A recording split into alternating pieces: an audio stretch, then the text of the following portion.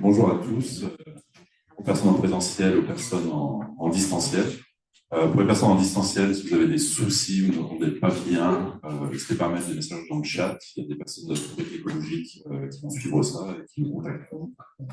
On essaie de faire mieux. Donc voilà, j'ai très rapidement passé la parole à Lucille Schmitt et Isabelle Laudier pour faire une introduction. Donc, pourquoi ce colloque et par qui il est porté, donc par la Fabrique écologique et l'Institut de recherche pour la recherche de la Caisse des dépôts. Et ensuite, il y aura une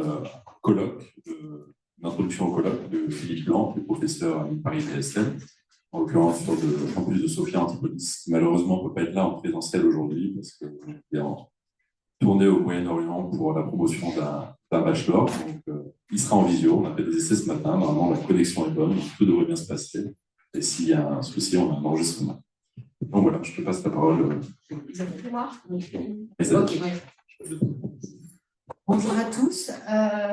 C'est bon la leçon, c'est bon également à distance? Bon, très bien. Je vais commencer d'abord pour remercier la Fabrique écologique d'avoir organisé ce colloque, donc en effet à Marseille, sur les enjeux de la filière solaire et plus globalement sur les enjeux de la souveraineté énergétique et la place des ENR dans les questions de souveraineté énergétique, en tout cas comme levier de souveraineté énergétique. Donc, le colloque d'aujourd'hui va nous permettre d'approfondir cette question. Peut-être juste 2 mots à la fois pour me présenter et rappeler dans quel cadre ce colloque est organisé. Donc, moi, je suis Isabelle Laudier, responsable de l'Institut pour la recherche de la Caisse des dépôts, qui est un service qui a pour mission de soutenir des travaux d'études, de recherche ou des études portées par des think tanks sur les priorités stratégiques de la Caisse des dépôts ou en lien avec les métiers de la Caisse des dépôts. Donc, ça nous fait travailler sur une variété très grande de problématiques. Ces priorités stratégiques sont au nombre de 3 et notre colloque s'inscrit dans l'une d'entre elles. Donc, la Caisse des dépôts a un premier axe stratégique autour des souverainetés, au pluriel. On y reviendra, donc industriel, numérique, énergie, etc. Un deuxième axe de transformation écologique, puisqu'elle a une enveloppe de 130 milliards d'euros à destination de financement de projets de transition dans les territoires. Et le troisième axe, c'est la cohésion sociale et territoriale. Au premier chef, les sujets de logement, mais aussi on peut parler des sujets de vieillissement, de la prise en charge de la dépendance, etc. Le troisième axe, cohésion sociale et territoriale. Alors, cet axe transversal dans le cadre duquel nous nous inscrivons aujourd'hui est une initiative qui est coportée par l'Institut pour la recherche de la Caisse des dépôts et par un certain nombre de partenaires qui sont des think tanks. C'est comme je vous le disais, dans les portefeuilles de partenariat de l'Institut pour la recherche des think tanks. Et donc, cet axe transversal et donc est co-organisé par alors dans l'ordre alphabétique, Comité 21, Fondation Jean Jaurès, Institut Jacques Delors, Institut Montaigne, la Fabrique écologique et Terra Nova. Et donc, on va y revenir, mais cet acte donc, est organisé par différents partenaires, donc aujourd'hui la Fabrique écologique. Donc l'axe porte sur les enjeux de souveraineté au pluriel, puisque les dimensions de la souveraineté sont diverses, qu'il s'agisse de souveraineté économique, de souveraineté énergétique, industrielle, de décarbonation, de transition écologique comme levier de souveraineté. Donc en fait, l'objectif de cet axe transversal, c'était à la fois de partager avec nos partenaires ces enjeux, et puis de les décliner par colloque, par session, de manière plus précise sur une dimension particulière de la souveraineté. Donc, on a démarré en octobre dernier, on a parlé de souveraineté économique européenne avec Terra Nova, on a parlé d'industrie en décembre avec une session organisée par la Caisse des dépôts où on a parlé notamment de métaux critiques et d'enjeux de circuits courts, de réindustrialisation dans les territoires. Nous sommes donc réunis aujourd'hui sur les enjeux d'énergie, en plus particulièrement sur la filière solaire. Nous nous retrouvons également au mois de février sur les enjeux numériques, sur la souveraineté numérique également à la Caisse des dépôts, et nous aurons encore 2 sessions sur la décarbonation de l'industrie avec le cas de la filière automobile à Dunkerque, organisée par la Fondation Jean Jaurès, et sur la transition écologique comme levier de souveraineté par le Comité 21 également au mois de mai. Et vous serez tous invités à un colloque de restitution qui est en date du 7 octobre, donc la date fixée, qui sera à la Caisse des dépôts, donc 7 octobre matin, où on reprendra tous ces résultats. Et évidemment, tous les intervenants seront invités à ce colloque. Voilà, donc dans cet axe, on a ce partenariat avec la Fabrique écologique qui a pris en charge ce colloque. Un grand merci. L'idée d'être à Marseille, c'était de se rapprocher de certains terrains, puisque le territoire de la métropole de Marseille comporte notamment Fos-sur-Mer, avec l'enjeu de la décarbonation de Fos-sur-Mer, et dans cette stratégie de décarbonation, un certain nombre de projets d'importance. Il y a la question de la fabrication de panneaux solaires, mais il y a aussi l'hydrogène vert, des investissements électriques pour accorder les énergies renouvelables au système électrique. Donc, il y a un certain nombre de projets dans lesquels, d'ailleurs, la Banque des territoires est impliquée. Donc, on aura un point de vue de la Banque des territoires pour les colloques, qui est à la direction de la Caisse des dépôts qui investit dans les territoires. Donc, nous aurons l'occasion d'en savoir un peu plus. Et donc, pourquoi Marseille? C'était aussi cela. Donc, on va avoir toute une panoplie d'intervenants, mais tu vas nous les présenter, Lucille, sur les projets de Marseille. Donc, c'est un peu aussi l'occasion pour nous d'aller à la rencontre des acteurs du terrain, des territoires, sur les sujets de l'axe. Donc, la raison, c'est la raison pour laquelle nous sommes à Marseille. En tout cas, un grand merci, encore une fois, à la Fabrique écologique, aux intervenants qui ont accepté de participer à nos sessions et au public ici présent dans la salle ou à distance.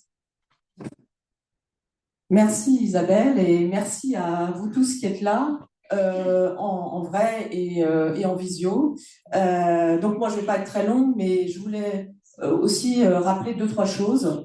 La première, c'est évidemment ce qu'est la Fabrique écologique et pourquoi est-ce que nous avons souhaité, dans le cadre de ces programmes de travail sur les enjeux de souveraineté, nous consacrer à la filière solaire. Dans le cadre donc de cette manifestation qu'on organise avec l'Institut pour la recherche de la CDC. Alors, la Fabrique écologique a été créée en 2013 et elle a été créée avec 2 ou 3 convictions fortes. La première, c'était que l'écologie, c'est pour tout le monde. Et donc, on a qualifié ça en parlant du caractère transpartisan, mais je pourrais dire que c'est surtout que ça concerne l'ensemble de la société.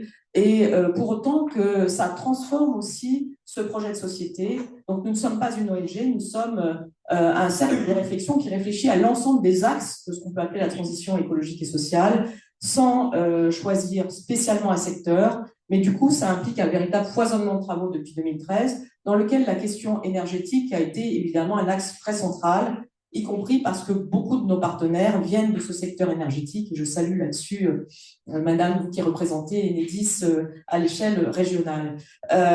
Donc, un axe fort sur ces enjeux énergétiques, mais aussi d'autres axes assez forts sur les enjeux de biodiversité, sur qu'est-ce que ce sont que des institutions publiques qui pratiquent l'écologie, puisque un certain nombre de personnes du bureau de la Fabrique écologique viennent au fond de l'État. Je salue aussi François Demarre, qui est ici notre référent énergie et qui a apporté beaucoup de ses travaux, dont un travail qui va paraître prochainement dans le cadre de la perspective des municipales pour exhorter à ce que les enjeux de l'ENR restent portés alors même que le débat politique est aujourd'hui pour le moins instable sur ces sujets. Voilà, donc ça fait partie des engagements de la Fabrique écologique. On entre depuis le début de depuis 2025 dans une nouvelle phase en fait de notre travail, qui est une phase d'engagement plus fort et plus assumé. Pourquoi? Parce que on voit bien qu'aujourd'hui la transition écologique, je ne dirais pas qu'elle est à la peine, mais en tout cas qu'elle suscite des débats qui sont des débats erratiques, qui sont des débats sur lesquels manque la vision de long terme nécessaire pour que les entrepreneurs, la société, les politiques aussi comprennent tout simplement de quoi ils retournent et puissent dégager les financements nécessaires à cette transformation sociale profonde qui est devant nous et qui doit permettre aussi de faire en sorte qu'on vive mieux. Donc, je voulais insister là-dessus. Porter aujourd'hui les enjeux de souveraineté et la filière solaire à Marseille, c'est aussi un acte un petit peu d'engagement. C'est un débat engagé qu'on va avoir. Pourquoi? Parce que je lisais le programme de la ville de Marseille sur ces questions climatiques et je voyais que les ENR y figuraient en bonne place, notamment la filière solaire, et que dans ce document, on disait au fond c'est plus compliqué dans une ville où il y a des inégalités sociales, dans une ville de la Méditerranée, dans une ville dans laquelle il faudra dégager des financements importants, de faire valoir ces enjeux de transformation technique et sociale. Donc, être à Marseille, c'est aussi un enjeu pour nous, d'abord de sortir de Paris, mais aussi de venir dans un lieu où assumer les ENR et assumer la transformation écologique c'est, de certaine façon, sans doute faire un investissement encore plus important. Voilà, ça c'est le deuxième point. Et puis, effectivement, Isabelle m'invitait à parler du programme, je ne vais pas le faire en détail, mais je pense que ce qui est important, et on l'a conçu comme ça, et là-dessus, je voulais remercier toute l'équipe de la Fabrique écologique, Mathilde Poitias, Arthur Zarouki particulièrement, qui ont travaillé beaucoup sur ce programme. On l'a conçu en nous disant qu'il fallait associer les enjeux techniques, c'est-à-dire faire en sorte qu'on sorte de cette journée, pour moi, beaucoup plus savante que je ne l'étais à l'entrée, les enjeux de débat sur ces questions de choix techniques, et les enjeux de production, de financement, de rôle des acteurs. Parce que ce qui est important, c'est que il y a des dizaines de projets qui sont en cause. D'ailleurs, je discutais là-dessus avant de commencer la réunion avec un porteur de projet qui le porte depuis maintenant une dizaine d'années et qui espère que ça va déboucher concrètement. Porteur de projet, jeu d'acteurs où on va associer le public et le privé de manière très, très importante. Et effectivement, comme le rappelait Isabelle, les enjeux de financement sont des enjeux de financement assez massifs et de long terme. Donc, le programme va le refléter avec une première table ronde sur les enjeux énergétiques, une deuxième sur les enjeux de production, et puis on associera souveraineté et débat démocratique, ce qui ne va pas de soi, parce que très souvent la souveraineté est conçue comme une notion qui est plutôt portée en termes de puissance, en termes politiques, alors que, à mon sens, une souveraineté doit se fonder sur une adhésion de la société, et ça nous semblait donc important de le faire. Mais je ne compte pas détailler en fait tous les intervenants. Ah oui, et la conclusion sera faite par Nicolas Portier, qui est avec nous. Ouais, voilà, et qui aura un regard, qui a beaucoup travaillé sur la façon dont une planification peut être efficace en associant décentralisation et planification, jeu d'acteurs à l'échelle régionale et planification à l'échelle nationale. Voilà, donc je vais tout de suite passer la parole à ceux qui vont porter la première table ronde. Oui. Oui, pardon, à Philippe. Oui, non, c'était juste un point technique, c'est-à-dire que pour la suite du colloque, les intervenants doivent bien s'exprimer dans le micro, à la fois pour le confort auditif des gens à distance, mais aussi parce que Nicolas Ossard, qui est secrétaire de coordination de tout l'axe transversal sur les souverainetés, prend des notes. Merci Isabelle. Et donc, Philippe, je ne sais pas si tu nous as entendus. Absolument, je vous ai entendu et je souscris tout à fait aux analyses. Donc, Philippe Blanc, avec lequel on a beaucoup préparé ce séminaire, et dont je tiens toujours à rappeler que nous nous sommes connus autour de questions de paysage.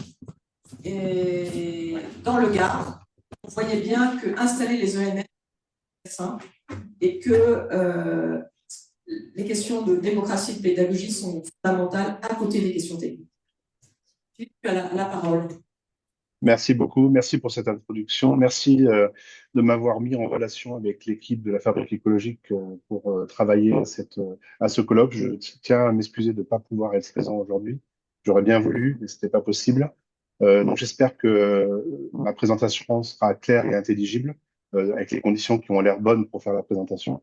Donc je vais commencer à partager l'écran.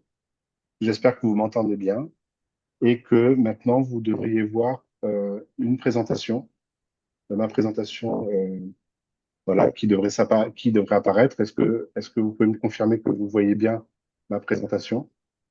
On vous entend bien et on voit bien. Alors, on peut commencer. Voilà, c'est avec plaisir que je vais faire une introduction sur la notion de ressources solaires et de son exploitation, qui a pour objectif de poser un certain nombre de concepts, d'ordre de grandeur, de termes, qui permettra de bien entamer les différentes tables rondes en donnant les définitions et en donnant une sorte de vision du plus global au local sur cette question de transition énergétique et comment la ressource solaire peut être un élément important de cette transition énergétique. Donc, je vais commencer par des éléments qui, finalement, enfoncent peut-être des portes ouvertes pour tout le monde, mais je préfère commencer comme ça on est tous d'accord sur un certain nombre de grandeurs clés liées au potentiel solaire. Donc, finalement, la Terre est à 150 millions de kilomètres du Soleil. C'est une microscopique tête d'épingle du point de vue de la distance entre le Soleil et la Terre. Le Soleil rayonne de manière isotrope, quelle que soit la direction, la quantité d'énergie est la même. Et imaginez que que la fraction de cette énergie rayonnée par le Soleil interceptée par la Terre et son atmosphère, c'est-à-dire moins de 6500 km de diamètre à 150 millions de kilomètres, la quantité, la puissance rayonnée interceptée par la Terre venant du Soleil est de 175 millions de gigawatts. Alors, 175 millions de gigawatts, c'est un chiffre absolument euh, incroyable et à l'échelle astronomique. Et pour bien la comprendre, il faut l'intégrer dans le temps. Et sachez que en moins d'une heure, finalement, la Terre reçoit du Soleil une quantité d'énergie correspondant à ce que l'humanité consomme, toute énergie confondue, en énergie finale, annuellement. Donc, une heure de rayonnement solaire arrive en haut de l'atmosphère, interceptée par la Terre et son atmosphère, correspond à ce que l'on consomme en un an, toute énergie confondue, soit à peu près 170 pétawattheures. Euh, et ça pour encore 4 à 5 milliards d'années. Donc l'énergie solaire est là, elle est la source quasiment de 99,9% de l'énergie disponible pour la Terre, l'atmosphère et l'humanité. Et donc, une partie de cette énergie qui arrive en haut de l'atmosphère, interceptée par l'atmosphère de la Terre, une partie de cette énergie, finalement, quand on considère en watts par mètre carré, en intégrant le fait qu'une partie seulement de la Terre est éclairée par le Soleil, en intégrant l'oblicité des rayons du Soleil en haut de l'atmosphère, ça correspond à environ 300, en moyenne 340 watts par mètre carré qui arrive en haut de l'atmosphère. Une partie de cette quantité de ce rayonnement solaire va être absorbée par l'atmosphère et donc va aussi engendrer des échauffements de l'atmosphère, des mouvements de l'atmosphère. Donc l'énergie éolienne est finalement une énergie solaire et donc une partie de cette énergie va remonter, va être rayonnée dans le domaine de l'infrarouge, mais c'est une autre histoire.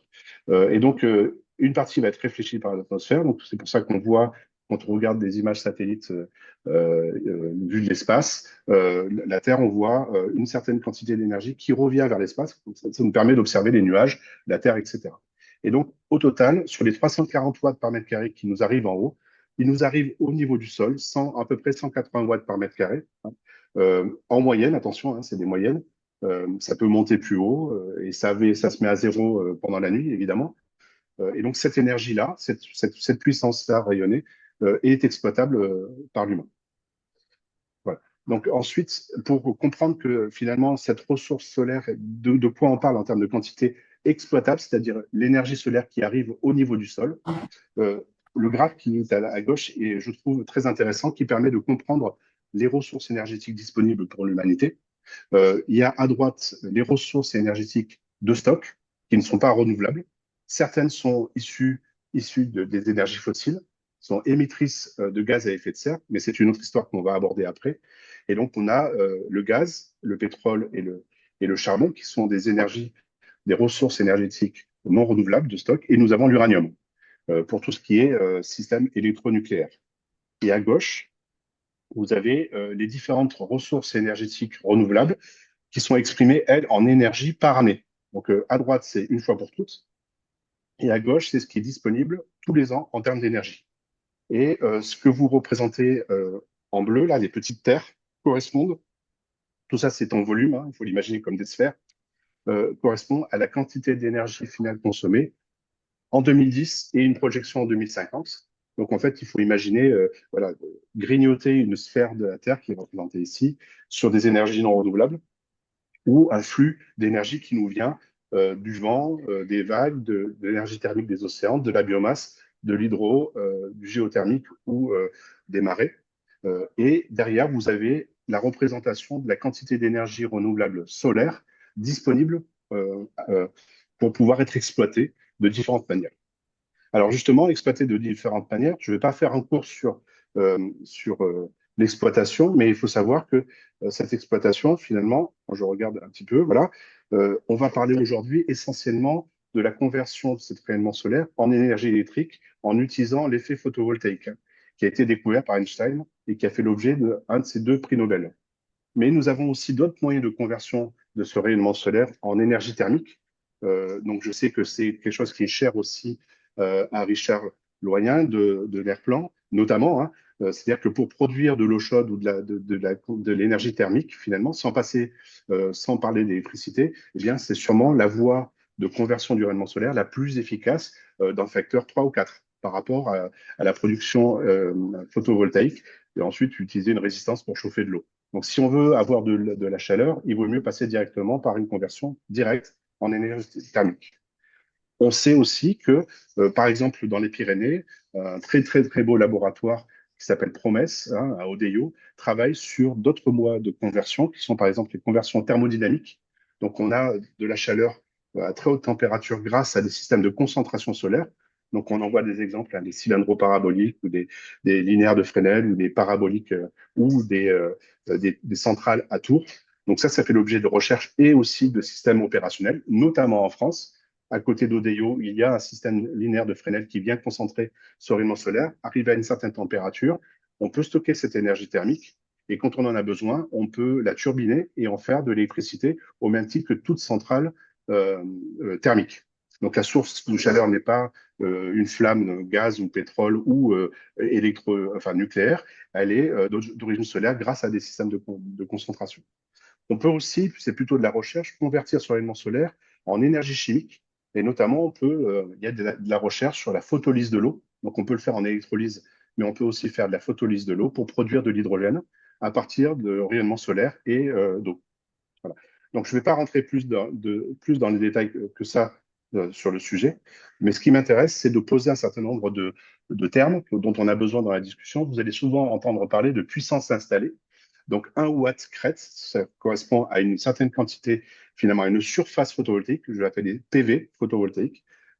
C'est un acronyme qu'on retrouve souvent, qui produirait cette puissance instantanée si cette cellule était éclairée ou ce module était éclairé en incidence normale par un éclairement de 1000 watts par mètre carré, c'est-à-dire qu'on n'a quasiment jamais, sauf peut-être en haut de l'atmosphère, on a bien entendu ces valeurs-là, peut-être dans le désert d'Atacama, mais en moyenne, une très belle journée ensoleillée à Marseille, en plein été, quasiment au zénith, on arrive à 950 watts par mètre carré, assez rarement 1000 watts par mètre carré.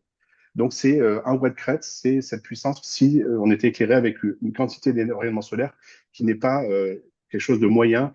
Et donc, ça crée un biais cognitif sur la compréhension de ces puissances installées. Alors, pour comprendre aussi que finalement, les puissances installées en photovoltaïque, ça correspond à des surfaces, et on va beaucoup parler de surface dans cette présentation. Finalement, un système photovoltaïque au sol, avec un taux de couverture typique de 50%. Quand on va parler de 1 gigawatt photovoltaïque, ça correspond en surface à approximativement 1000 hectares. Et à titre d'information, la surface agricole en France est de 29 millions d'hectares.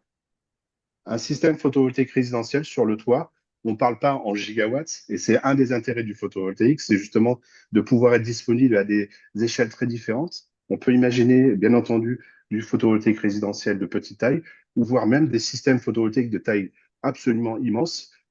Pensez qu'au Pakistan, au Pakistan se développe une centrale photovoltaïque de 30 gigawatts, c'est-à-dire de 30 000 hectares. C'est-à-dire plus que le photovoltaïque installé dans toute la France, sur une seule centrale. Et par ailleurs, on peut très bien avoir un système photovoltaïque résidentiel sur le toit qui fait 1 kW ou typiquement 3 kW, et ça correspond 1 kW sur un toit correspond à peu près à 5 mètres carrés. Donc ça permet de comprendre un peu ces ordres de grandeur. Cette quantité d'énergie solaire qui nous est disponible au niveau du sol, à quoi ça correspond en termes de quantité d'énergie électrique que l'on pourrait produire? Eh bien, on peut faire ce calcul de point de table en disant, par exemple, que si on déployait 720 km par 720 km de photovoltaïque au niveau du Sahara, c'est-à-dire 520 000 km², eh bien, on produirait autant d'énergie annuellement que l'humanité consomme toute énergie confondue en consommation en énergie finale. Donc, évidemment, ce n'est pas une solution. Parce qu'un des intérêts du photovoltaïque, c'est justement d'être décentralisé, de pouvoir foisonner la production électrique. Et évidemment, ce n'est pas une solution. Il ne faut pas imaginer ça comme un moyen de solution, mais c'est juste pour imaginer la quantité d'énergie finalement électrique disponible par le biais du photovoltaïque, sans imaginer qu'on puisse résoudre la question de la transition énergétique uniquement avec le solaire. Donc, ce n'est pas le propos ici, mais ça permet de se rendre compte de la quantité d'énergie disponible finalement avec le rayonnement solaire que l'on a. Et donc, finalement, ce carré de 720 km par 720 km, c'est moins de 1,1% des surfaces agricoles dans le monde entier. Ça correspond à la surface urbaine mondiale en 2015, surface urbaine qui a déjà doublé en 2025, qui a plus que doublé depuis 2015. Et bien entendu, on peut faire le même calcul en France. Et donc, si on faisait un carré de 90 km par 90 km, encore faut-il que on déplace toute la population. Donc, c'est bien pas du tout une bonne idée, bien entendu. Et bien ça, ce carré de photovoltaïque tout à fait standard permettrait de produire autant d'énergie que l'on consomme, c'est-à-dire 1600 TWh, toute énergie confondue. Et ça correspond à peu près à 2,5% de surface agricole et sur 6% de la surface urbaine en France. Les caractères renouvelables de cette ressource et la quantité d'énergie disponible est un fait. C'est vraiment intéressant de penser ça. Et donc, sur la question de la souveraineté, c'est intéressant parce que si on a à disposition des moyens de conversion de ce rayonnement solaire investis et installés sur de longues durées, puisque c'est des moyens de conversion qui sont robustes et durables, eh bien, la source d'énergie étant renouvelable, elle crée une souveraineté de production électrique, puisqu'on n'a plus besoin de se préoccuper de l'acheminement de cette ressource énergie renouvelable. Et là où on a posé le système de conversion. Bien entendu, il y a d'autres aspects qu'il faut considérer quand on parle de transition énergétique. Et évidemment, le changement climatique est un élément absolument important. On a besoin de moyens de réduction des gaz à effet de serre. Et donc, je reprends un document du GIEC en 2022 sur les solutions pour la lutte contre le changement climatique. Ce graphique-là, qui est peut-être connu de vous, sont les différents moyens que l'on a pour réduire une réduction des gaz à effet de serre exprimée en gigatonnes de CO2 équivalent par an. Et donc, on a, bien sûr, je ne vais pas rentrer dans le détail, mais il n'y a pas que l'énergie, bien sûr, il y a l'usage des sols, il y a les moyens qui sont liés au bâtiment, les moyens qui sont liés au transport, les moyens qui sont liés à l'industrie. Mais si on fait un focus sur l'énergie, et de toute façon, quelles que soient les méthodes que l'on a pour réduire ces gaz à effet de serre, on voit que l'énergie solaire est celle qui a le plus grand potentiel avec l'éolien pas loin et avec la séquestration du CO2 avec l'agriculture et le maintien des zones forestières et arrêter de la déforestation, qui est aussi un moyen très efficace pour réduire les gaz à effet de serre par effet sink, l'effet de puits carbone. Eh bien, on voit que le photovoltaïque est largement très efficace pour lutter contre le changement climatique. La couleur des graphes représente le coût avec lequel on doit implémenter ces méthodes. Donc, on voit qu'une grande partie de cette solution énergie solaire est à bas coût, plus bas que la référence pour une production énergétique. Et ensuite, en fonction des moyens, et on va voir que tous les moyens d'implémentation du photovoltaïque ne sont pas les mêmes en termes de coût, on va de plus en plus cher, jusqu'à arriver à un truc peut-être trop cher pour implémenter. Voilà. Je ne veux pas rentrer trop dans les détails, mais c'est pour poser un certain nombre d'éléments. Et donc, effectivement, si on regarde en France, sans rentrer dans le détail de la stratégie nationale bas carbone, il y a plusieurs évolutions, comme le faisait remarquer M. Demarque là. En fait, finalement, un point intéressant qui répond à la remarque que tu as faite, Lucille, c'est-à-dire que on a besoin d'une pensée qui s'inscrit dans le temps et pas de décision politique sur le moment. Et donc, on a besoin de construire. L'énergie, c'est quand même une affaire d'infrastructure, c'est des choses qui sont lentes, qui sont majeures, structurantes, et donc il faut avoir de la prospective. Et il faut remarquer, pour ceux qui ne connaissent pas, je vous engage à regarder, les formidables travaux menés par RTE de prospective pour les futurs énergétiques 2050. Et je vais vous résumer en quelques mots, finalement, très rapidement, finalement, que actuellement, on a 1600 TWh de consommation française, toute énergie confondue, et que seulement un quart de cette énergie est une énergie électrique, donc potentiellement décarbonée. Donc, quand on parle d'électronucléaire, c'est une fraction importante, 75%, de ces 25% de notre énergie consommée. Donc, c'est qu'une partie de la question de la stratégie nationale bas carbone qui vise à sortir du mix énergétique les composantes d'énergie fossile. En projection 2050, on va réduire très sensiblement notre consommation globale d'énergie en sortant du fossile. Et l'effet de levier qui nous permet de diminuer de 40% notre consommation d'énergie, toute énergie confondue, c'est l'électrification des usages qui permet des gains très notables d'efficacité énergétique. Quand on pense au transport, je ne vais pas rentrer dans les détails des transports, mais un moteur électrique est nettement plus efficace. Et donc, finalement, on consomme moins d'énergie, toute énergie confondue, pour la même activité, voire un surcroît d'activité. Mais en même temps, on va augmenter la part d'électricité dans le mix énergétique. Pardon. Voilà.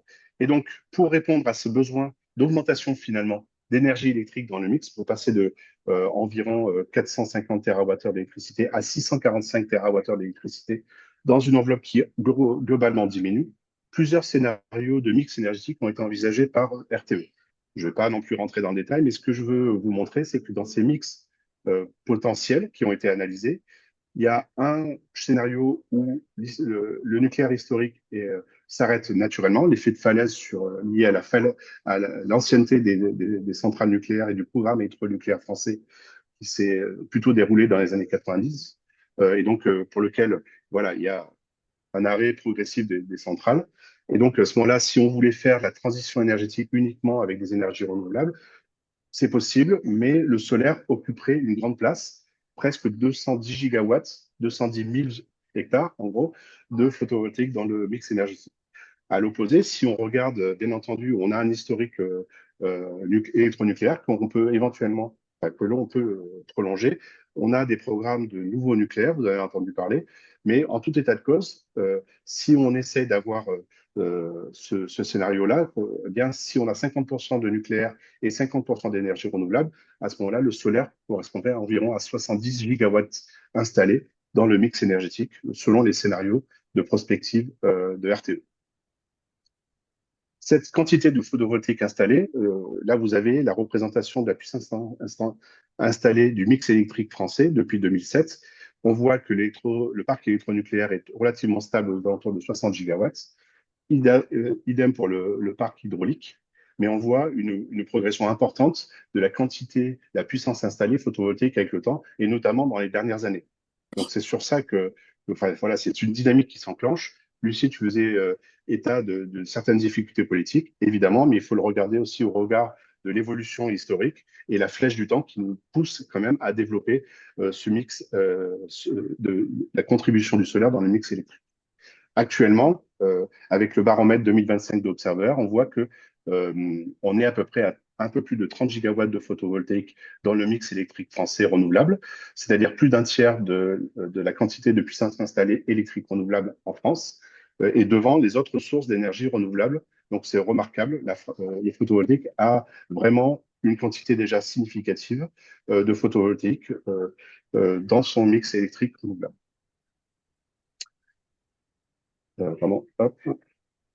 Alors, si je fais un focus sur le solaire photovoltaïque, on voit que la filière se développe de manière très intéressante, puisque avec un bond en 2024 par rapport à 2023 de 34% sur les emplois directs liés au photovoltaïque, avec 37 000 emplois, un chiffre d'affaires aussi en augmentation de 29%, donc c'est remarquable la vivacité du domaine, donc c'est vraiment très engageant.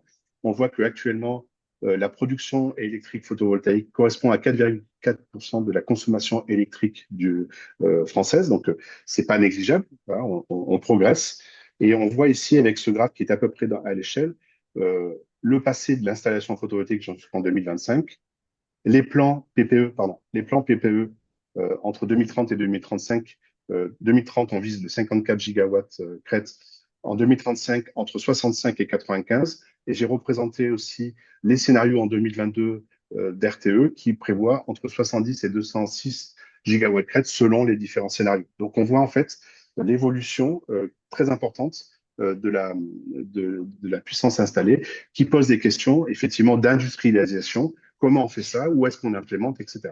Mais avant de parler d'implémentation et où est-ce qu'on met ces surfaces photovoltaïques, je voudrais quand même dire la technologie de la conversion photovoltaïque, elle est remarquablement en amélioration et les chiffres qui sont valables une année doivent être constamment renouvelés tant la filière photovoltaïque est énergique, on va dire, et beaucoup de recherches qui permettent à la fois, par exemple, d'augmenter les performances d'efficacité des cellules de conversion de cette énergie par l'effet photovoltaïque. Alors, bien sûr que le record est à peu près à 47,6%, mais c'est des cellules très particulières qui sont plutôt utilisées dans le domaine du spatial, compte tenu des matériaux qui sont nécessaires, qui, eux, nécessitent des matériaux rares en tension et qui ont des problèmes, finalement, de coût est assez prohibitif. Par contre, quand on regarde la filière silicium, qui est plus de 98% de la filière photovoltaïque dans le monde, opérationnelle, on voit que cette filière, elle est en bleu, hein, elle est représentée en bleu, là, le silicium. En fait, on arrive en labo à des taux de conversion de 27,6%, sachant que le silicium a une propriété particulière de semi-conducteur de conversion photovoltaïque qui le limite à de l'ordre de 30% d'efficacité. Donc, on ne pourra pas, avec des cellules silicium, aller au-delà de un petit peu moins de 30%.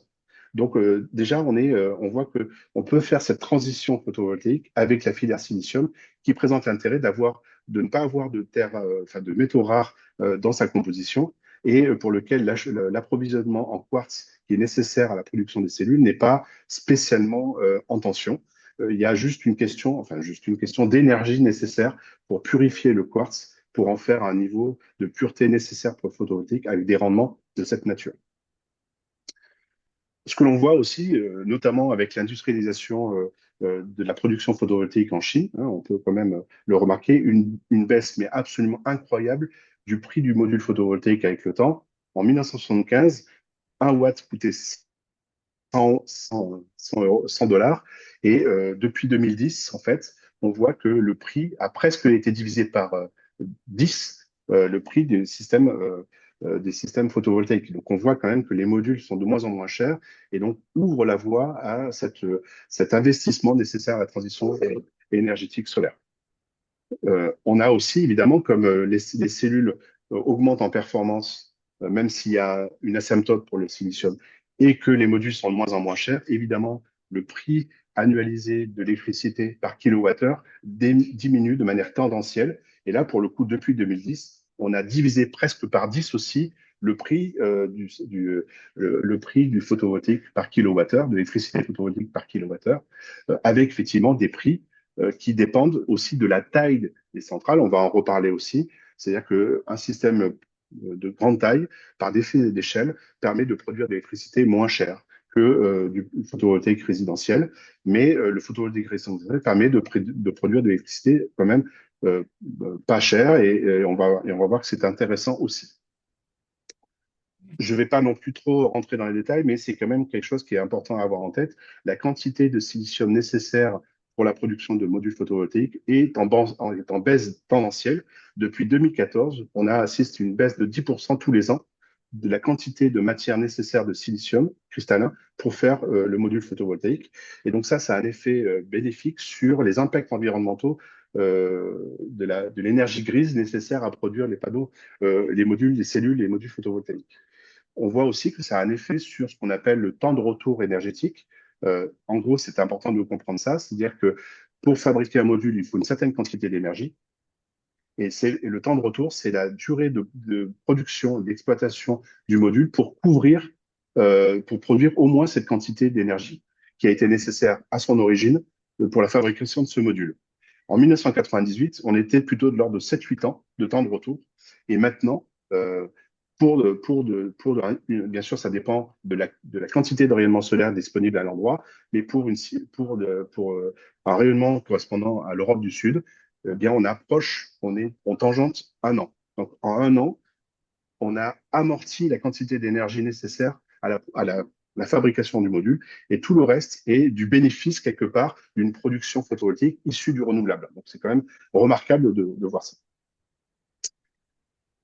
Ce qui est aussi important pour comparer les différentes filières photovoltaïques, c'est d'évaluer l'impact carbone. Donc, c'est l'impact ACV, c'est-à-dire en intégrant du berceau à la tombe une filière, et d'évaluer l'impact de la filière. Alors, évidemment, le photovoltaïque, pendant la production photovoltaïque, n'émet pas de gaz à effet de serre, n'émet pas de polluants, mais par contre, en amont et en aval de la période de production, il y a bien une consommation énergétique, des impacts environnementaux qu'il faut intégrer et amortir sur toute la durée de vie du système. Actuellement, en France, l'ordre de grandeur, c'est entre 25 et 30 grammes de CO2 par kilowattheure produit. Donc, ça en fait actuellement déjà une source de production photovoltaïque bas carbone inférieure au mix énergétique électrique français. Donc, produire de l'énergie solaire est bénéfique pour le réseau, même en présence de systèmes électronucléaires qui, lui, a un impact carbone qui est inférieur à 10 grammes de CO2 jusqu'à 4 grammes si on en croit les études d'EDF. Mais c'est pas parce qu'on a 8 fois plus, c'est-à-dire 8, 4 comparé à 30, disons, grammes de CO2, effectivement, les deux peuvent être considérés comme étant bas carbone au regard des d'autres sources très carbonées que sont, par exemple, une centrale thermique, une centrale au fioul, etc. Donc, ça a du sens, photovoltaïque a du sens, et on voit que l'amélioration, la diminution des quantités de matière nécessaires dont je vous ai parlé, la diminution, l'efficacité qui augmente, la robustesse des systèmes qui durent, dont la durée de vie augmente de plus en plus, eh bien, on peut imaginer qu'on pourrait arriver à des grammes, des performances environnementales de l'ordre de 20 jusqu'à 15 grammes de CO2 équivalent pour des systèmes en Europe. Et donc ça, c'est l'objet d'une thèse de Romain Bessot en 2019 qui montre que on est en constante évolution grâce aux performances améliorées des moyens de production photovoltaïque. Et évidemment, quand on pose un système photovoltaïque, il faut se poser la question de quelle surface on emprunte, qu'on emprunte. Lucille a parlé du fait qu'on s'est rencontrés justement sur des questions de transformation du paysage avec l'énergie solaire. Et donc, effectivement, on peut tout à fait faire de grosses bêtises en développant du solaire sans réfléchir à l'impact sur son territoire, impact négatif et impact positif, et le compromis que l'on peut avoir, et finalement la désirabilité, la compréhension du territoire vis-à-vis de ces développements des structures énergétiques renouvelables. Je donne un exemple. Hein, dans la RPI niçois, on a vu émerger une centrale de 60 hectares sur un terrain privé, donc c'est-à-dire que les rentrées financières ne bénéficient pas à la communauté, une déforestation, un système dont on peut discuter l'efficacité pour plein de raisons, je ne vais pas rentrer dans le détail, et finalement, quelque part, un paysage détérioré pour un retour sur le territoire presque nul, puisque les personnes qui habitent autour de ce système n'ont pas accès à une production, à cette production directe en autoconsommation collective, et donc n'a pas accès à un tarif photovoltaïque en dessous du prix du réseau. Donc, la production de système est injectée dans le réseau de la grille nationale, et donc les personnes qui habitent autour achètent l'électricité comme si elle sortait du réseau et pas elle sortait du territoire. Le loyer payé par le développeur et l'exploitant va à un privé et donc ne va pas à la communauté. Et donc, effectivement, dans ce sens-là, ce type de projet est sûrement à ne pas favoriser dans les espaces naturels. Alors, quelles sont les alternatives? Les alternatives à ça, on en a. Avant d'attaquer les espaces naturels, qui posent des questions, bien entendu, d'impact sur le paysage, d'impact sur la biodiversité, eh bien, on a effectivement l'idée de développer sur des surfaces déjà anthropisées. Et donc, quand on regarde sur les toits de bâtiments et les ombrières de parking, l'ADEME en 2016 évaluait le potentiel des toits à 360 gigawatts crête. Donc, quand on le voit par rapport aux 70 et aux 200 gigawatts crête dont on a parlé pour la transition à 2050, on voit que les toits, même si ça produit de l'électricité un peu plus cher, c'est sur des surfaces anthropisées, et donc il y a sûrement un compromis à avoir entre le coût de l'énergie et son coût environnemental. Il faut quand même se méfier sur l'évaluation de cette quantité de surface disponible. On a fait une étude pour Marseille, par exemple, pour vous donner un ordre de grandeur. Finalement, la commune de Marseille dispose de 240 km² de surface photovoltaïque. Ça fait à peu près une puissance potentielle photovoltaïque de 5 gigawatts crête. Il faut savoir aussi que Marseille consomme très peu de l'électricité photovoltaïque, puisque la production photovoltaïque consommée par la commune de Marseille correspond à 0,4% de la consommation complète, c'est-à-dire 10 fois moins que la moyenne nationale, qui est à peu près de 4,4%. Donc, on a une marge de progression très importante. On a de la surface. Bien entendu, le rayonnement solaire est très favorable à Marseille. Encore faut-il déterminer clairement quel est son potentiel. Je ne vais pas rentrer dans les détails de méthodologie, mais on peut faire des analyses qui tiennent compte des effets d'ombrage, de la complexité urbaine de la ville de Marseille, des inclinaisons et des ombrages. Et donc, quand on fait ce genre de calcul, en fait, on se rend compte que il faut indexer la surface disponible photovoltaïque potentielle intéressante à la quantité de rayonnement solaire minimale qui arrive sur chacun des mètres carrés, en disant que les surfaces trop ombrées ne sont pas intéressantes ou mal exposées du point de vue inclinaison, ne sont pas intéressantes pour un système photovoltaïque viable financièrement.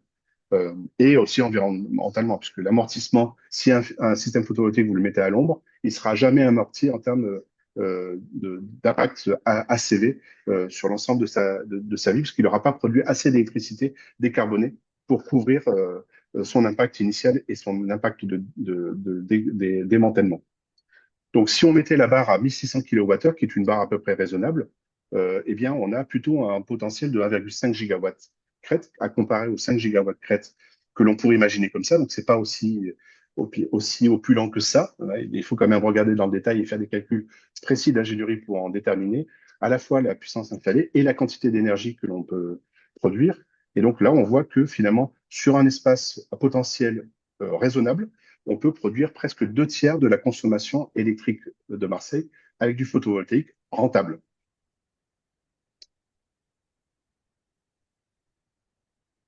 Alors, l'urbain est une possibilité. Vous avez aussi les zones délaissées et artificialisées. L'ADEME, en 2019, a évalué cette surface de près de 49 gigawatts crête. Donc, c'est quand même absolument non négligeable.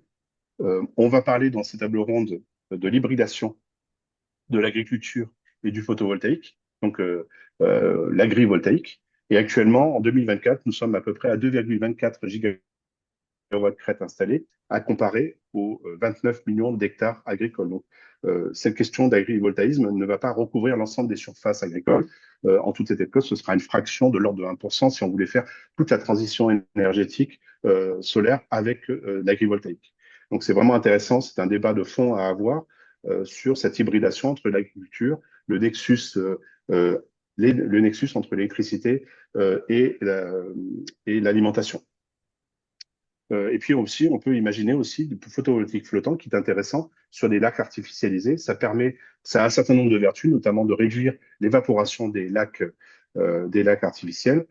J'ai fait travailler des élèves sur des analyses sur les mètres carrés disponibles de ces surfaces de lacs artificialisés. Alors, en tout état de cause, on estime un potentiel entre 150 et 245 gigawatts crête de photovoltaïque flottant. On n'exploitera pas en entier, mais on sait qu'il y a une ressource de mètres carrés intéressant du point de vue du photovoltaïque flottant. Je vais aller un peu plus vite là, finalement. Quand on regarde la structure européenne du photovoltaïque implémenté, on voit que à peu près 22% du photovoltaïque est en résidentiel, 24% sur les surfaces de toit commerciales, 15% pour l'industrie, notamment en autoconsommation, et 39% en utility scale, c'est-à-dire des centrales au sol. Et on voit que finalement, la part d'autoconsommation, là c'est en France, de France Territoire Solaire, la part d'autoconsommation, elle est de environ 5 gigawatts qui va en autoconsommation, comparé aux 22,5 gigawatts de photovoltaïque installés en injection directe sur le réseau électrique.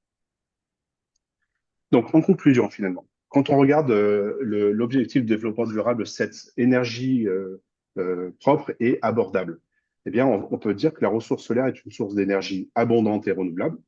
Elle est de flux, elle est locale, elle est souveraine. Une fois qu'on a des moyens de conversion installés, durables et acceptés sur le plan territorial, elle permet une génération d'électricité bas carbone, sans émissions directes de pollution et de gaz à effet de serre. Elle est locale, elle est à bas coût, donc elle peut aussi adresser des questions de précarité énergétique parce qu'elle permet de produire de l'électricité pas chère. Elle est partageable localement grâce aux boucles d'autoconsommation en utilisant le réseau de distribution d'Enedis. Et donc, on voit que le photovoltaïque est clairement en plein essor au niveau mondial, au niveau européen, au niveau français, avec des restrictions dont on a parlé, peut-être de moratoires qui planent sur les plans politiques, mais qui n'ont pas de base, à mon avis, rationnelle. Elles sont plutôt électorales. Et donc, ça dit quelque chose sur, quelque part, comment on explique à la population cette nécessité de transition et cette nécessité aussi d'exemplarité des moyens de déploiement du solaire. C'est sûr qu'une centrale telle que je vous ai montré dans le moyen pays sur 60 hectares de forêt pose question pour le territoire. Et donc, il faut vraiment faire attention à la qualité et l'excellence des produits, des moyens de développer ce photovoltaïque. Ça permet aussi, bien entendu, il ne faut pas oublier que l'énergie solaire peut être source de génération de chaleur de manière très efficace. Le photovoltaïque est très intéressant, il n'est pas cher, etc. Mais le thermique est quand même quelque chose à avoir en tête. Et il y a bien entendu des points d'attention. Je suis absolument pas exhaustif, mais on a vu ça nécessite des surfaces au sol. Il y a un impact sur le paysage. Il y a un impact aussi sur le patrimoine architectural en ville. Donc, il ne faut pas aussi négliger cet aspect-là, même si peut-être des fois cette question-là est prépondérante en urbain et pas assez prépondérante dans les espaces naturels. Ça pose question. Pourquoi on ne protège pas aussi bien les forêts que nos cathédrales? C'est une question quand même intéressante. Il y a aussi cette notion de variabilité, puisque la ressource solaire, elle est dépendante de la météorologie locale. Elle a un cycle diurne, et donc évidemment, ça nécessite des moyens de flexibilité, des moyens de prévision qui dépassent largement la discussion aujourd'hui, mais qui sont très importants pour comprendre l'intégration du photovoltaïque, sans que ce soit non plus un frein totalement incontournable. Cette variabilité peut être traitée, peut être gérée de manière différente. Le stockage est une solution, mais ce n'est pas la seule, mais ce n'est pas l'objet de cette discussion. Et bien sûr, il y a des questions qui seront traitées aujourd'hui sur l'industrialisation à large échelle de ces moyens de conversion et de cette souveraineté de ces moyens de conversion à différentes échelles, du local, du global au local. Voilà, je vous remercie. J'espère que je n'ai pas été trop long et que j'ai été suffisamment clair. Merci beaucoup.